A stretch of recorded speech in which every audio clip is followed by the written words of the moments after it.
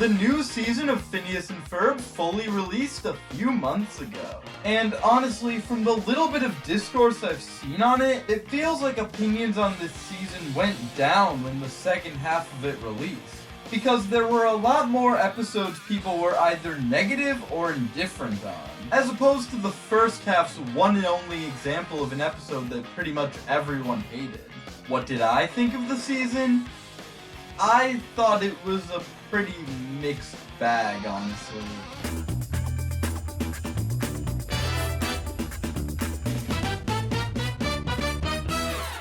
After watching through this entire season, I was unsure how I felt about it. First off, there is just something that felt off to me, and I couldn't really pinpoint what it was. Maybe it was the animation, a change with the writing, or the characters feeling different. I'm not sure what it was, but the season did feel a bit off while I was watching it. Where it felt a lot like Phineas and Ferb, however, it was just missing something. And for that reason, didn't have the same charm as the original episodes. However, this problem became less and less prominent the more of the season I watched.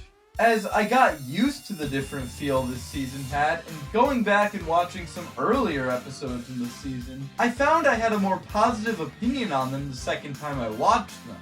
So having more time to adjust to this different feel definitely helped.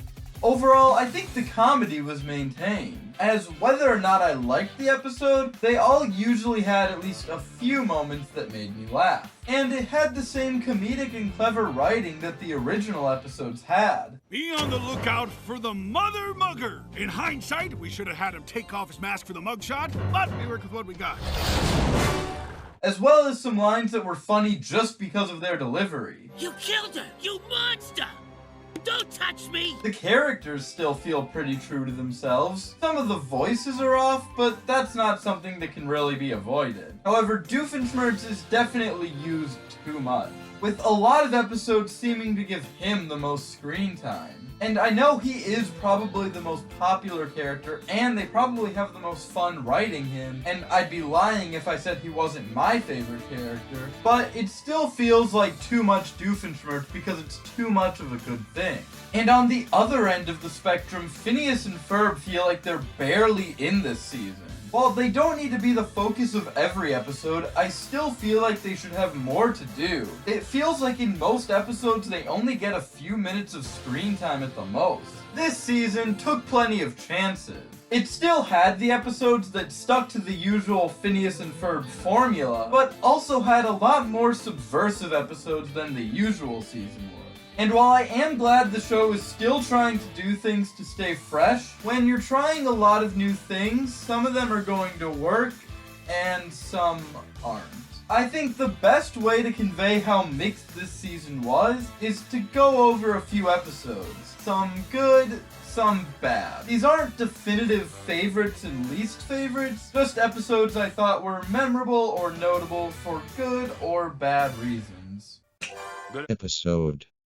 No slumber party. Not a crazy new concept, but the episode was fun and charming. Phineas and Ferb actually got some focus, the night atmosphere is always great, and the episode was pretty funny. Even though it does feel like they were relying on him a lot of the best lines still came from Doofenshmirtz. Hey Vanessa, Vanessa, hey Vanessa, Vanessa, it's Jingle Bells, listen.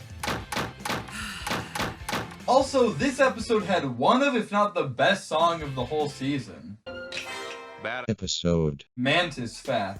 This episode was mostly unremarkable, and the only thing really interesting about it was the creepy visual of the human-sized praying mantises. But the end of the episode had a big pet peeve of mine, because the episode introduces the conflict of the mantises wanting to eat Doofenshmirtz, and at the end it just doesn't get resolved. Wait, hold on.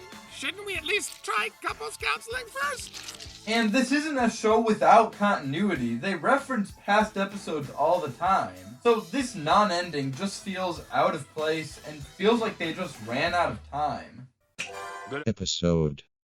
Deconstructing Doof. One of the biggest subversions of the formula. The concept of Candace seeing a therapist seems like the kind of thing a bunch of people on the internet would joke about. But the episode actually had an interesting story where the therapist was seeing both Candace and Doof and started to put the connections together himself, which was a fun and interesting way to subvert the formula. And I appreciated all the references at this part. Also, Candace and Doof songs, as rare as they are, never disappoint. Bad episode. Lord of the Firesides. This was a subversion of the formula that I wasn't the biggest fan of. All the Fireside girls, aside from Isabella, have never really had any character traits.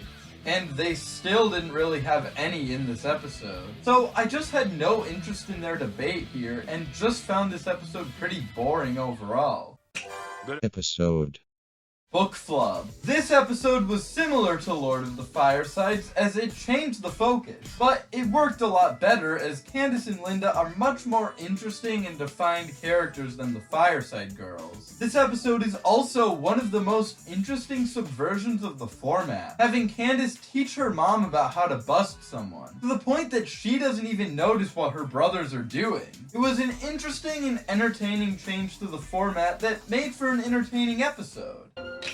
Bad episode. Biblioblast. Disney needs to put more effort into these episode descriptions. Doof becomes a son. The kids bake strudel. The kids build a bookshelf.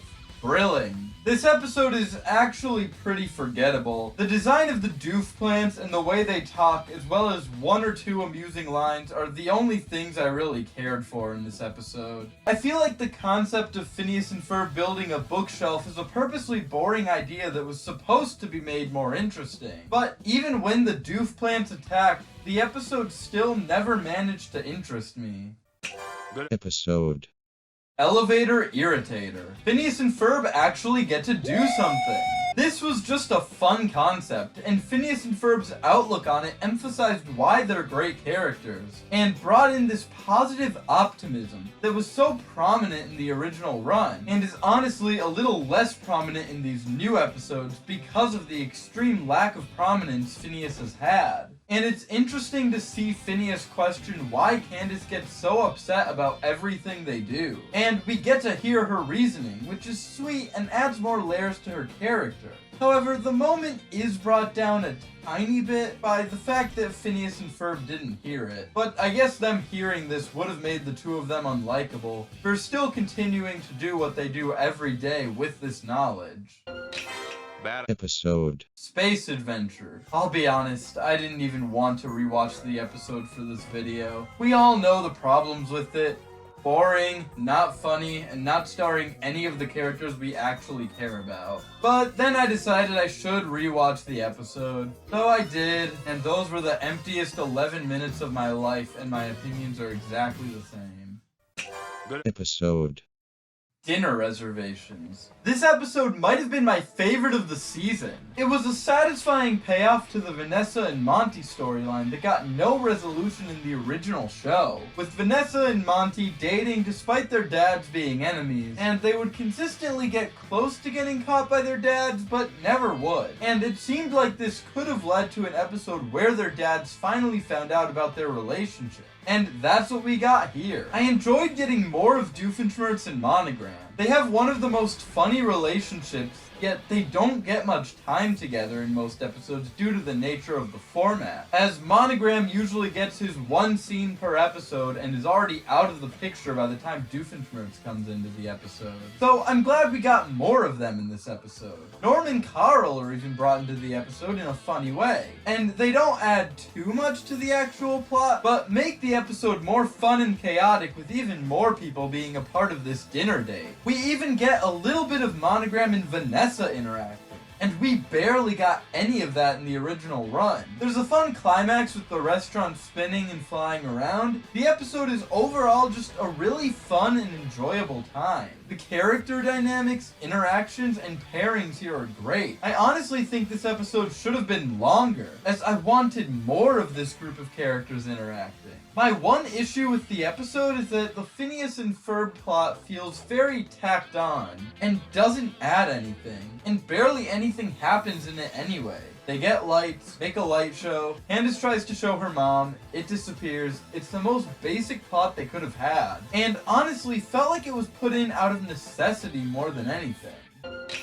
Bad episode. Meet Me in St. Louis. The episode everyone was excited for that no one liked. This episode had an issue that I noticed occasionally seep into the rest of the season, but it was at its worst here. That being the fourth wall breaks and self-referential moments. Throughout the episode, we constantly get a counter coming up of whenever one of the shots is shown. So they can't just naturally be put into the episode. They instead have to be called attention to every single time, which is just annoying and makes the episode feel very self-congratulatory. The episodes went from being fun space adventures, not that kind, into being dull and overly convoluted. And it isn't even the fun type of convoluted, it just feels kind of directionless. There are also smaller things, like the fact that Balloony has no reason to be here. Doofenshmirtz just has him here for no reason. His return in the second episode makes sense, because he's still owned by Mitch at the end of the first episode. While the other two episodes felt like big events, this one just felt like nothing special at all. There were other good episodes like Submarine Sandwich Submarine for being one of the funniest episodes of the season,